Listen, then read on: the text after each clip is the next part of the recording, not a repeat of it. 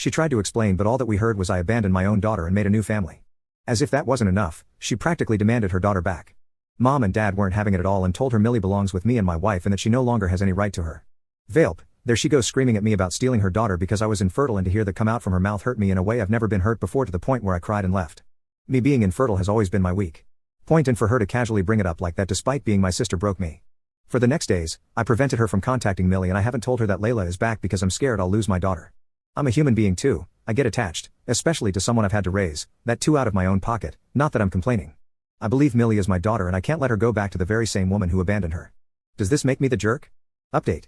That night, we told Millie that Layla had returned, and for a good few minutes, she was looking at us, as if waiting for us to say we were joking, but after she realized we were not, she broke down into tears and it hurt. Of course she wanted to know more, and though we were hesitant, we ended up telling her about Layla and her new family. I'd never seen her that furious. She was all over the place, throwing stuff around, and we let her because she needed to let it all out. For the night she refused to talk to me, since I should have told her the moment she came back, and my wife stayed with her for the night. Her anger subsided by morning and we patched things up. At first she wasn't sure if she wanted anything to do with Layla, but we let her make that choice and she wanted to see her. And oh, so God help me with that woman. We set up the meeting for her and Layla, but she brought her entire family to the house along with her expensive gifts, and everything went downhill from there. Need to mention a very important part that should have made Layla realize she truly abandoned Millie. Along with the family, was her sister-in-law, Tanya, about the same age as her.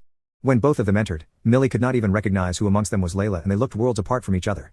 I had hoped that was enough to convince her to see what she did, but she carried on and pointed out that she was Layla, all while attempting to get close to her even when she was clearly distancing herself. It got so bad that my wife had to come in between them and her husband had to pull her away. That's when she started yelling at my wife for coming in between her and Millie, also accusing her of replacing her. What was there to replace? She was never there to begin with, and wow, what a first impression she made to the kid she abandoned.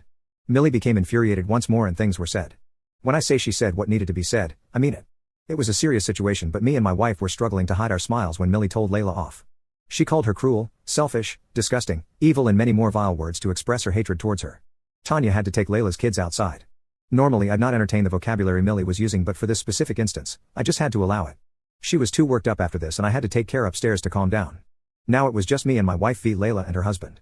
And along came the usual chorus. She accused us once again, now saying we influenced Millie to hate her. She was in tears, and for a minute, I felt sorry for her. My wife politely asked we discuss this like adults. Now the revelations begin, and honestly, I rest my case. As we were recalling events of the past and why Layla never contacted us again, Jeremy, her husband, was visibly confused. He looked lost, completely lost, to the point where I thought he wasn't feeling well, and I offered we take a walk. And well, we start talking about this matter and I was beyond shocked. According to him, when he and Layla met, she never said anything about a child, and only after the marriage did she reveal she had a child. Not by choice anyway, because he found out from one of my billion texts to her regarding Millie. She further lied and said my family forced her to give up her child to me because I was infertile and desperate for a child that shared blood with me. But it doesn't end there. When Jeremy wanted to read the rest of the texts, she deleted them because I was apparently insulting and making threats to her that were so disturbing she didn't want Jeremy to see them. Of course I showed him the text from my phone and he couldn't believe it. It gets even worse.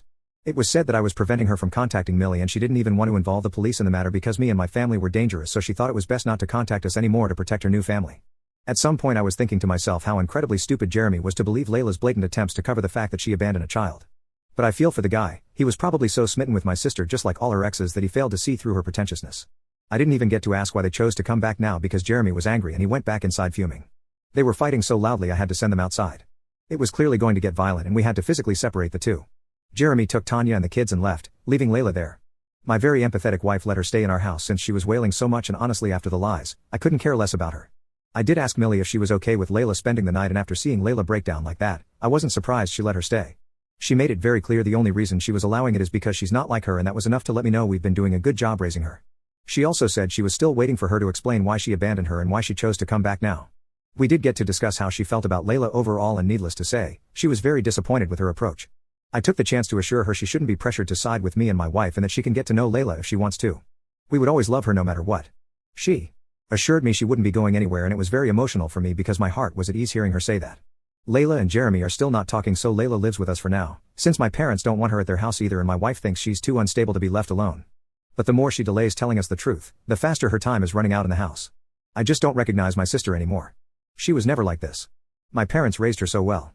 I get she was traumatized by Millie's father's death, but surely it's not enough to change someone so drastically.